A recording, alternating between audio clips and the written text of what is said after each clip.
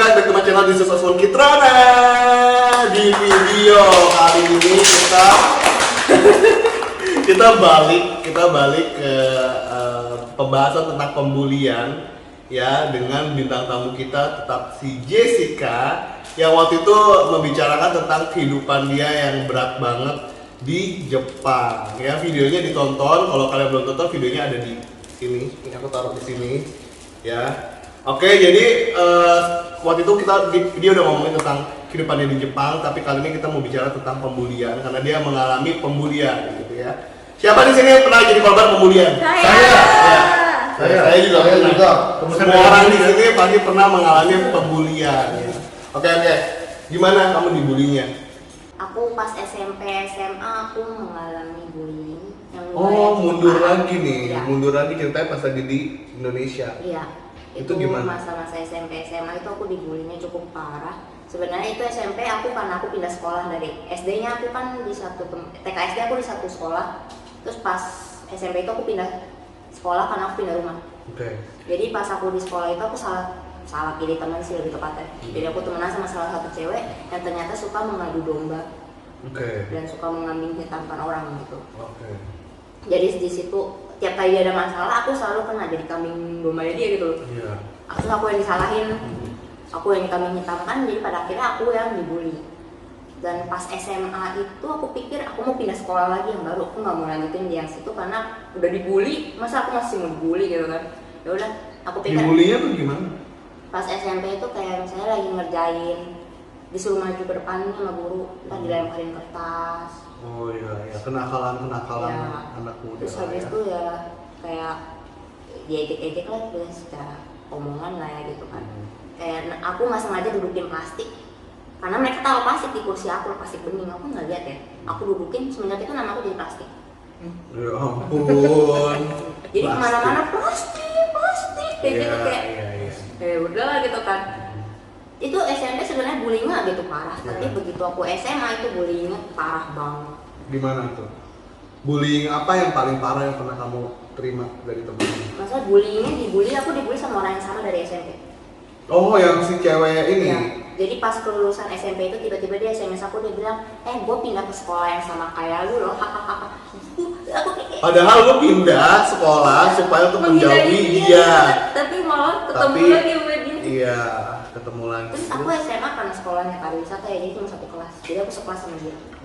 Selama 3 tahun itu, meja aku ditempel silet bawahnya. Hah? Tempel silet? Iya. Supaya ngelukain kamu punya lutut? Entah lutut, entah tangan, pokoknya aku waktu itu nggak sadar kalau di bawah meja aku tuh ada silet. Terus? Jadi aku kan emang tipenya tuh kalau misalnya lagi di pelajaran gitu aku suka megang-megang bawah meja kan, karena di bawah meja kan ada kolongnya kan. Pas aku lagi megang itu tiba-tiba kayak apaan nih kok sakit ya, aku mikir gitu. Ternyata tanganku udah berdarah panjang banget kan. Terus aku kayak kok ada darah aja, aku mikir gitu. Terus habis itu aku lihat ke bawah meja ada silet ditempel di situ. Ya. Terus aku udah yang kayak wah udah lah ini ya. Terus aku langsung ke UKS minta diperbankan. Tapi kamu tahu itu dia? Aku tahu karena yang ngebully aku itu bukan cuma dia doang. Jadi kayak dia bergerombol membuat sebuah geng gitu kan, judulnya Mean Girl gitu ya. Terus dia mengerjai orang-orang yang dia pengen kerjain. Jadi hampir cewek waktu itu kok nggak salah ada anak cewek di kelasku tuh waktu itu ada 15-18 orang, 12 orang lah grup dia. 12 orang grup dia. Dan kamu salah satu cewek yang dijauhkan gitu ya. Terus habis itu udah gitu mereka tuh kalau misalnya kayak bikin kelompok gitu, aku dilupakan gitu loh. Kayak aku jadi nggak punya teman buat berkelompok, buat bergrup bikin tugas itu nggak ada. Oh, kalau ngerjain tugas, ya. Jadi nggak ada partner buat sharing tugas. Terus habis itu kayak nama aku juga suka dilupain gitu loh. Jadi kalau misalnya mereka lagi bikin acara atau apa, nama aku nggak ada. Terus kenapa sih mereka berbuat begitu? Kamunya, apakah dari tingkah laku kamu yang menyendiri sehingga kamu jadi dianggap aneh atau gimana? Atau memang wataknya aja begitu? Aku sebenarnya nggak berasa diri aku aneh ya, karena aku jadi diri aku sendiri apa adanya gitu waktu itu. Tapi kayak mereka nggak bisa menerima gitu, kayak nggak bisa ngebiarin orang diam gitu loh. Kayak dia juga sebelum dia ngebully aku itu dia ngebully orang satu cewek lagi. Itu sampai waktu itu cewek itu diseret ke WC. Waduh, Terus habis itu dikerubungin sama 12 cewek itu. gila. Terus wah gila itu aku nggak ngerti ya dia diapain gitu.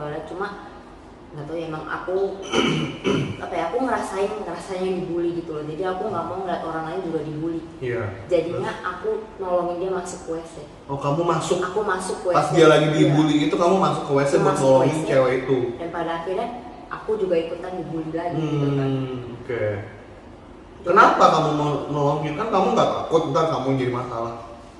Aku sebenarnya takut gitu kan, takut dibully lagi gitu loh, karena gimana pun juga, gimana ya, masa-masa sekolah kan harusnya masa-masa menyenangkan ya, Iya, bukan masa-masa disuramkan begitu gitu. Iya. Cuma aku ngelihat dia dibully itu, aku kayak ngeliat diri aku sendiri gitu loh. Kayak ngeliat aku di pas SMP, pas aku dibully juga kayak begitu. Jadi kayak aku nggak mau orang lain ngalamin apa yang sama kayak aku gitu loh. Kalaupun emang dia harus ngalamin yang sama kayak aku, setidaknya ada temennya lah, ada aku gitu kan. Oke. Jadi dia nggak sendirian, aku Oke. mikirnya gitu. Jadi aku sama dia sama-sama dibully gitu. Jadi ya udah, kita kemana-mana selalu bareng dong jadinya kan. Kita kemana-mana selalu Jadi bareng. temenan nih. Ya. Kayak di film-film yang dibully baru teman sama yang dibully gitu ya. Jadi Oke. kemana-mana selalu sama dia. Terus habis itu yang pas aku meja ditempelin silet pun itu juga awalnya apa kan berdarah kan, dia juga kaget kan melihat kenapa itu aku berdarah. Ya, yang kasih tahu aku di bawah meja ada silet itu dia. Oh. Karena pas aku ngeliat berdarah gitu, dia langsung bingung kan, kok aneh bisa tiba-tiba berdarah gitu kan. Terus dia lihat ke bawah meja, terus dia bilang aku, coba kamu cek bawah meja. Begitu aku cek, emang ada silet panjang segini ditempel. Gitu ya. Terus habis itu aku ingat banget, aku pernah konsultasi ke guru BK ya, kalau nggak salah. BK apa BP ya, lupa. Aku konsultasi ke dia bukan yang menolong aku, tapi dia malah bikin aku makin dibully sama anak-anak. Dengan gimana? Jadi dia bikin satu sesi di mana aku disuruh duduk di tengah-tengah kelas, dikelilingin dengan anak-anak kelas itu. Waktu itu kita sekelas ada 30, aku kan sendiri ya, berarti aku dikelilingin sama 29 orang. Iya. Terus mereka boleh mencela aku apa aja. Wah. Kok gitu? Sistem apa ya itu? Iya, sistem apa ya, benar? Maksudnya secara psikologi itu apa sih fungsinya? Mencela di depan saja. Iya. Ya makanya aku di situ, aku pas mereka udah mulai ngata-ngatain aku tuh aku nangis, aku langsung berdiri, aku lari keluar dari kelas, aku lari ke toilet yang paling jauh dari kelas aku. Ini SMA? Ini SMA. Sekolah pariwisata? Iya. Aku di lantai 3 kelasnya. Aku lari ke WC lantai 1 di paling pojok banget, itu aku nangis di situ. Aku nangis, terus guru BK aku tuh nyamperin aku tuh. Dia bilang, dia ngetok pintu WC, terus Perempuan dia atau laki? perempuan. Terus dia ngetok, terus dia bilang, kamu kok udah selesai nangis ketemu saya ya? Dia bilang gitu. Terus aku gitu yang kayak, apa ini kayak ujian mental gitu, harus mentalnya harus kuat gitu. Coba suruh gurunya yang duduk di tengah dikelilingin sama guru-guru lain dikata-katain. iya kan, maksudnya itu perasaannya tuh bener-bener kacau banget sih waktu itu. Itu aku rasanya tuh udah pengen menjatuhkan diri dari tangga gitu loh, kayak gak mau udah gak kepengen lagi gitu masuk ke kelas gitu kan. Pas udah selesai nangis itu aku nyari ke si guru BK-nya, si guru BK bilang, kamu kenapa tadi tiba-tiba kabur dari kelas? Dia bilang gitu. Menurut aku, ya menurut ibu aja gitu kan, kayak Menurut ibu aja siapa iya, yang iya. Iya. Terus habis itu aku cuma jawabnya, aku bilang, ibu bayangin aja saya ditaruh sendirian di tengah situ, gimana sih perasaannya gitu kan. Dia bilang, tapi kan harusnya kamu menghadapi itu semua, nggak lari kayak begitu. Dia bilang gitu. Di situ aku udah yang kayak, wah ini berarti guru BK emang nggak bisa dipercaya, aku udah mikir gitu. Terus habis itu akhirnya semenjak itu apapun yang terjadi aku nggak pernah curhat ke guru BK. Terus sampai satu hari pokoknya aku udah bener-bener gak kuat di sekolah karena kayak dikacangin terus kan, diemin, dianggap nggak ada. Semenjak itu kamu semakin dibully Iya, karena kejadian kamu diserang sama 29 orang itu, dan itu memang guru yang menempatkan kamu posisi itu. Akhirnya sejak itu kamu jadi bulan-bulanan deh ya, jadi mangsanya deh. Oke, terus habis itu sampai satu hari aku nggak mau masuk sekolah. karena pembulian itu. Iya. Terus habis itu mama sama ciciku tahu, mama sama ciciku datang ke sekolah di saat open house. Oke. Dan mereka marah-marah ke yang ngebully aku. Si cewek yang Iya. pas yang ngasih silet itu. Iya. Dia marah-marah ke dia. Besokannya setelah kejadian itu aku makin dibully. Iya, pasti kan Makin parah dibenci. dibulinya tuh sampai senior aku juga ngebully aku. Senior di Oh, kelas kamu 5. jadi terkenal dong. Iya. Terkenal jadi maksudnya jadi omongan satu sekolah dan mereka pun membuli kamu. Iya, bahkan waktu itu aku seniornya tuh ada yang bilang, wih kemarin sampai orang tuanya pada datang, udah kayak mau jadi hero aja katanya gitu. Oke. Terus di situ aku udah tahu lah apapun yang aku lakuin Pasti pasti salah. Nah, Makin efeknya makin buruk nanti. iya. Terus habis itu kayak kan kita karena pariwisata jadi kita banyak keluar kota kan. Pas lagi keluar kota kayak waktu itu ke Jogja, aku ingat banget ke Jogja, aku kan nggak kuat dengan asap rokok ya. Itu mereka sengaja ngerokok di kamar aku. Jadi pas aku masuk ke kamar itu bau rokok parah gitu kan. Dan itu rokok tuh sampai cium ke kamar sebelah yang di kamar sebelahnya itu tuh bukan anak sekolah kita, tapi anak universitas lain yang lagi nginep di situ. Iya. Nah, sampai dilaporin ke orang resepsionis ada bau rokok, terus habis itu kedengaran sama guru aku juga. Terus guru aku bilang, kamu ngerokok ya? Dia nyalain aku dibilang aku ngerokok gitu kan. Padahal aku gak kuat Nggak ngerokok, iya. aku gak kuat sama asap rokok juga, tapi dia bilang katanya kamu yang ngerokok ya. Aduh logikanya aja ini orang bego banget aku mikir gitu kan. Kesel gitu kayak bisa-bisanya otaknya di mana? Kenapa dia bisa jadi guru BK? Mending aku yang jadi guru BK gitu kan. Oke, bagian ini gua cut. Oke, terus agak vulgar ya. Oke, jadi tapi sebenarnya kamu tahu dari mana kalau kamar itu mereka yang ngerokok? Soalnya teman sekamar aku kan sebelum aku masuk ke kamar itu teman sekamar aku itu udah ada di situ kan. Terus habis itu teman sekamar aku bilang, kan aku dipanggil sama mereka Ica. Mereka bilang, Cak, di kloset ada puntung rokok. Gitu kan, dan kamar bau rokok. Kamu kan nggak kuat bau rokok katanya gitu. Iya. Terus habis itu aku bilang, Anang, tadi siapa yang masuk ke kamar gitu kan. Terus dia sebut lah ada 2 orang yang masuk ke kamar. Mereka ngerokok di WC. Oh gitu. Iya. Cuma Sengaja. tetap aja jadinya kan baunya kemana-mana kan. Iya. Terus Habis itu ya udahlah, mau gimana lagi, akhirnya tuh aku tidurnya di kamar anak lain, di tempat yang ditempatin ke yang lain. Cuma tetap aja itu guru mencurigai aku ngerokok. Oke, jadi kamu kena urusan nggak? Maksudnya kena hukuman, detensi atau apa? Kena peringatan doang sih, Peringatan. ya. Oke. Terus yang paling parah mengenai kaki? Yang paling parah itu kaki aku, Kenapa? lutut kiri aku itu diinjek Hah? Sama siapa? sama salah satu anggota geng Mereka. itu. Mereka masih ber-12. Ya makasih. Oh, mereka Sailor Moon. ada Sailor Neptunus, Mars, Pluto, 12. Iya. Ya di situ aku diinjak lututnya. Aku nggak tahu ya Itu kejadiannya gimana sampai kamu tuh diinjak gitu? Lagi ngapain Aku posisinya? lagi di posisinya tuh aku lagi di depan locker, lagi beresin locker kan. Di kampus. Di sekolah kita tuh ada locker, jadi Oke. semua buku dimasukin ke situ kan. Lagi beresin locker itu sama temen aku. Tiba-tiba tuh mereka kayak habis lari-lari lagi main-main gitu. Salah satu cewek yang badannya paling besar itu nginjek lutut aku. Loh, kamu lagi duduk atau lagi apa? Aku lagi duduk bersila begini. Oh, kamu lagi duduk Aku lagi bersila. bersila. Lagi bersila. Dia nginjeknya sengaja. Itu aku nggak tahu dia sengaja atau enggak, tapi begitu maksud aku dia kan lari dari sana, dari ujung lah, masa dia nggak ngeliat aku sih gitu kan. Dan kenapa juga harus mepet-mepet ke locker gitu kan. Iya. Sekarang itu luas banget gitu kan. Oh, oke. Jadi habis lagi main-main gitu, mereka yang bergeng itu lagi pada main, tiba-tiba kakinya si itu injak lutut aku sampai bunyi di lutut aku. Kerak gitu. Ya aku berasa banget kayak dari lututku tuh ada sesuatu yang putus, aku sampai mikir gitu kan. Kayak nggak Gila ya. kayak ada rasa yang apaan gitu, kayak sakit gitu kan. Cuma waktu itu aku masih mikirnya ya udahlah gitu kan, nggak kenapa-napa lah mungkin aku mikirnya gitu. Tapi ternyata nggak, besokannya itu aku nggak bisa jalan. Waduh. Besokannya aku nggak bisa jalan. Terus mereka juga nggak ada yang minta maaf ke aku, karena mereka mikirnya cuma booking injek doang. Mereka mikirnya itu kayak gitu kan. Itu aku nggak bisa jalan dan rasa sakitnya itu sakit banget. Kayak apa ya, kayak berharap udah mending gak usah punya kaki gitu. Itu benar-benar sakit. Saking sakitnya. Itu saking sakitnya, terus aku sampai minum painkiller banyak. Tiap Mama kali sakit, kamu tahu? Mama tahu.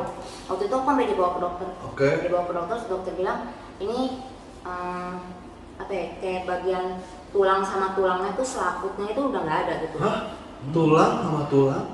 Di lutut? Iya. Oh, jadi Di bantalannya tengkurungnya, dong. di tengkurungnya itu. Iya, kan ada sama bantalan. tulangnya itu kan ada lapisannya. Iya. Lapisannya tuh robek. Oke. Lapisannya robek. Jadi itu tuh yang bikin kaki aku tuh tiap kali jalan tuh sakit karena kan kayak Tulang ngadu tulang. tulang ada tulang gitu kan. Oke. Jadi aku nggak bisa lari, aku nggak bisa jalan lama, berdiri lama juga sakit. Itu tiap malam apalagi kalau misalnya mau tidur itu sakitnya parah banget sampai nangis aku teriak-teriak di rumah. Aduh. Di kamar tuh nangis terus sampai mamaku juga bingung harus gimana gitu kan. Tapi penanganan dokter bagaimana waktu itu? Itu harus dioperasi kan. Iya. Cuma dioperasi pun tidak menjamin akan pulih total. Iya. Ada kemungkinan akan robek lagi gitu. Oke.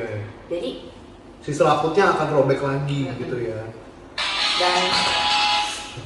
dan apa ya, buat pemulihannya juga prosesnya lumayan lama gitu kan. Hmm. Dan mesti hati-hati banget. Dan aku mikir kayak operasi mahal-mahal kalau pada akhirnya kakiku juga nggak bisa balik normal ya buat apa? Aku Iya, mikir gitu iya, kan. iya. Jadinya aku kalau ke sekolah itu aku pakai kayak knee support gitu loh. Oke. Itu Berarti kamu jalannya pincang-pincang dong? iya, Pakai apa, tongkat? enggak. Jadi aku jalannya super pelan. Oke. Kayak penguin jatuhnya. Oke. Tapi dokter emang nggak ngasih tongkat untuk ini? Enggak. Oke. Pokoknya selama masih bisa jalan ya aku Iya, jalan iya. gitu kan. Cuma kalau udah sakit banget itu aku langsung minum painkiller. Terus Terus? painkillernya itu tuh juga obatnya kan keras ya. Iya.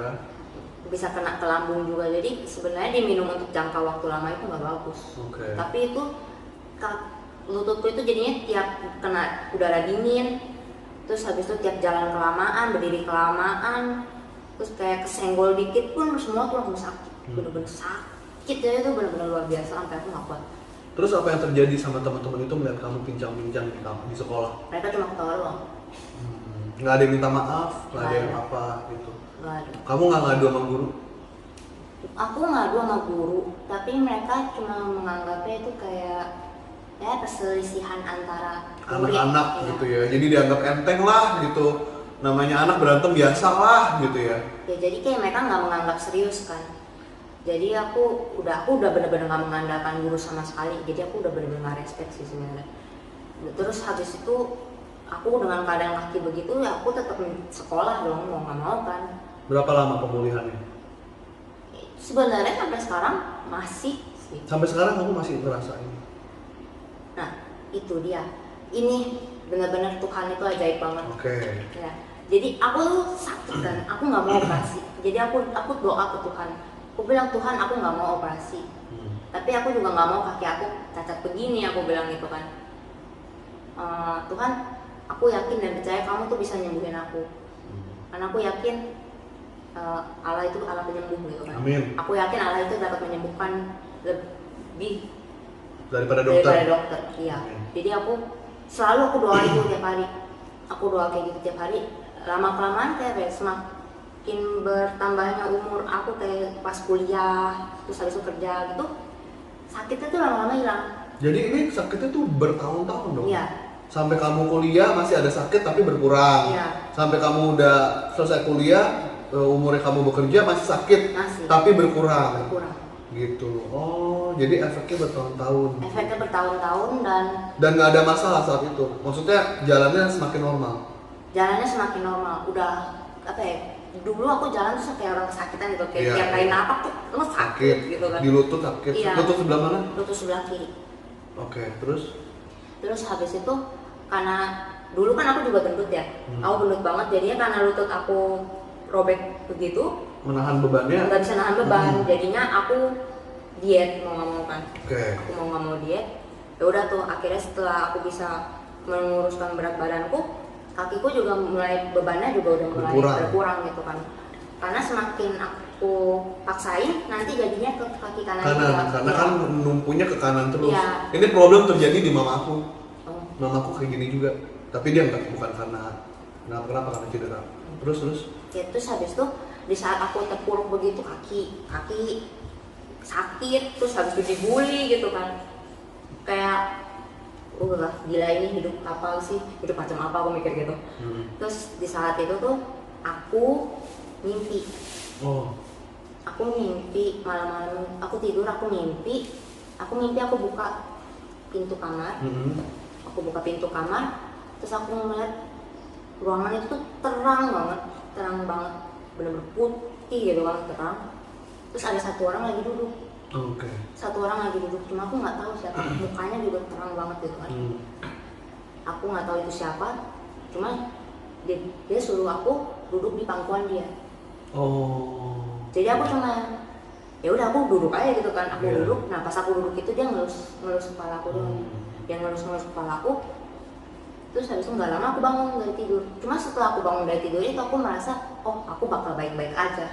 Aku mikir kayak gitu. Karena aku ada damai. Iya. Jadi feel alright iya, gitu ya. Aku langsung merasa kayak masa sama begini aja kalah sih gitu. Dikuatin itu, di Iya. dalam mimpi dikuatin. Aku langsung mikir masa sama begini aja kalah. Aku nggak boleh kalah, aku harus maju gitu kan. Aku harus bisa bertahan, aku mikir gitu. Jadi aku terus tuh bertahan sampai lulus ya. Sampai lulus SMA itu emang sih yang ngebully aku, yang ketuanya itu tuh datangin aku buat minta maaf kan. Tapi dia minta maafnya kayak sorry ya kalau selama ini gue ada salah sama lu, sambil lari ketawa gitu. Ini kapan dia minta maaf ya? Pas selesai Pas kelulusan dia ini. Jadi sebenarnya dia sendiri ada ngerasa bersalah dong ya. Iya. Sebenarnya dia tahu dia tuh salah, dia guilty, tapi dia cara minta maafnya untuk mempertahankan gengsi, minta maafnya dengan cara sosok bercanda gitu ya. Maksud aku, aku di situ kayak wah gila ini orang kayak gitu kan, minta maaf aja udah ketawa gitu kan, bisa nggak sih yang tulus sedikit gitu kan. Iya. Terus habis itu apa ya, emang sih setelah itu kan kita udah nggak pernah ketemu lagi gitu kan, tapi gimana pun juga luka yang mereka bikin itu tuh tetap ada gitu loh di hati aku tuh, pasti ada gitu kan. Nah di saat itu tuh apa ya, kalau aku nggak baca Alkitab, kalau aku nggak doa sih kayaknya aku udah hancur parah sih. Berarti saat itu waktu kamu mengalami pembulian selama di SMA, kamu baca Alkitab, kamu berdoa. Iya. Kamu rajin. Itu aku rajin. Iya. Disitulah kamu bisa mendapatkan kekuatan. Jadi aku selalu doa, terus habis itu aku dengerin lagu rohani, terus aku ketemu lagunya Maria Sandi yang mengampuni. Terus habis itu aku jadi berasa sih kayak kalau aku terus-terusan memendam sakit hati ini gitu loh, aku nggak bisa move on.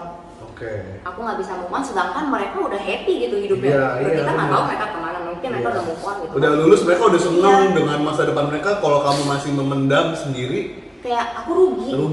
Iya. Aku rugi. Sakit sendiri. Aku yang kayak aku jadi kayak terperangkap di masa lalu gitu, sedangkan mereka udah nggak tahu kemana gitu kan. Itu namanya menyimpan akar pahit ya, kalau kayak gitu. Jadi akhirnya kamu memutuskan untuk mengampuni mereka. Iya, jadi aku memutuskan buat mengampuni mereka. Jadi aku pas doa itu aku bilang, Tuhan aku nggak mau nyimpen lagi rasa sakit ini, aku bilang gitu. Aku mau mengampuni mereka, aku bilang. Mau mereka apapun yang mereka lakuin ke aku di masa lalu, udah aku nggak apa-apa gitu. Asalkan yang penting aku udah mengampuni mereka. Iya, betul. Kalau kita ngampunin, kita sembuh sendiri. Sebenarnya mengampuni itu bukan untuk kesembuhan orang lain, untuk kesembuhan diri sendiri sebenarnya. Temanku yang dibully itu sampai sekarang nggak bisa mengampuni kan. Salah temanku yang bareng dibully itu dia nggak bisa mengampuni sampai sekarang, jadi dia suka kadang ke psikiater.